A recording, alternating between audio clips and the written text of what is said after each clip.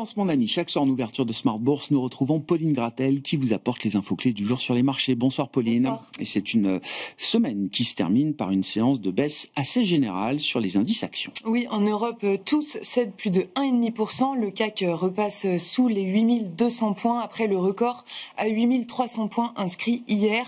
Aux États-Unis, les indices ont ouvert en territoire négatif de plus de 1% pour le Dow Jones, le Nasdaq et le S&P 500.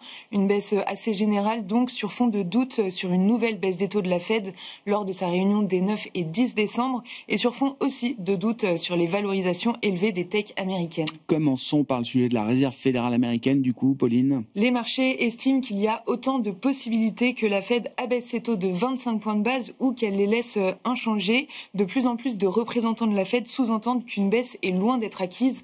En même temps, Jérôme Powell l'avait lui-même indiqué. Par ailleurs, la Maison-Blanche a confirmé que le rapport sur l'emploi d'octobre serait bien publié, mais certainement sans le taux de chômage. Et puis la question des valorisations, notamment sur la tech américaine, revient au centre du jeu. Non pas que ces valorisations soient particulièrement plus élevées aujourd'hui qu'il y a 15 jours, mais en tout cas, c'est un sujet qui inquiète désormais les investisseurs. Oui, ce sujet avait donc commencé à inquiéter les investisseurs au début du mois avec des niveaux qui défient les lois de la gravité. Le déclencheur, ça avait été Palantir lors de sa publication et plus récemment, c'est Oracle qui inquiète sur l'ampleur des investissements colossaux annoncés dans l'IA sur les prochaines années. Depuis le 1er novembre, il y a donc 2 semaines, le titre plonge de 20%. Et puis à propos de tech, un mot d'Ubisoft qui a surpris le marché ce matin en appuyant sur pause. Oui, quelques minutes avant d'annoncer les résultats du premier semestre et sans explication, Ubisoft a décalé la publication s'inédiée et demandé la suspension de sa cotation à Paris. Cela peut être interprété comme le signal d'importantes annonces à venir qui pourraient influer fortement sur le cours de bourse.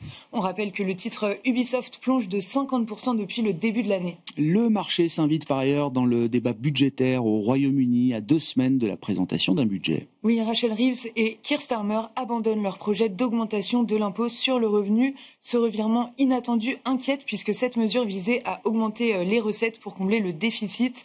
Dans ce contexte, les taux longs britanniques s'envolent de 15 points de base pour le rendement à 30 ans, au-delà de 5,30%, et aussi de 15 points de base pour le rendement britannique à 10 ans, qui évolue autour de 4,55%. Qu'en est-il des autres grands marchés obligataires dans ce contexte, Pauline ? Le rendement américain à 10 ans reste stable autour de 4,10%. En Europe, le rendement allemand de même échéance remonte un petit peu autour de 2,70%.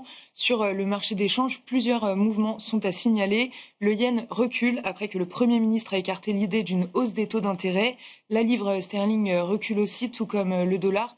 Le dollar qui s'est stabilisé ensuite avec un euro-dollar autour de 1,1630. Du côté de la microéconomie, quelques publications encore, et notamment celle de Richemont, avec un titre qui bondit de 5% et plus même après cette publication de résultats. Oui, la croissance de ces ventes accélère au deuxième trimestre et ce, malgré les tarifs douaniers de 30%. Les ventes sont supérieures aux attentes, en hausse de 14%, tirées par les États-Unis et par l'Asie. Au sujet des tarifs douaniers, à noter que les États-Unis et la Suisse viennent de conclure un accord pour réduire les droits de douane à 15% sur les produits suisses. Et puis Alstom a également fait état d'une solide publication. Oui, et le titre figurait même en tête du SBF 120 et en hausse de 5% au meilleur de la séance. Alstom fait état de résultats supérieurs aux attentes pour le premier semestre de son exercice 2025-2026 et relève ses objectifs de croissance organique et de chiffre d'affaires. Quels seront les événements marquants attendus la semaine prochaine sur les marchés, Pauline ? La semaine prochaine, on prendra connaissance des résultats de Nvidia publiés mercredi après la clôture des marchés. Côté macro, aux États-Unis, on regardera la production industrielle du mois d'octobre et aussi les PMI préliminaires pour le mois de novembre. En zone euro, on prendra connaissance de l'inflation en seconde lecture pour le mois d'octobre et aussi de l'inflation britannique pour octobre mardi. Merci beaucoup, Pauline Gratel, avec nous chaque soir en ouverture de Smart Bourse et elle vous apporte les infos clés du jour sur les marchés.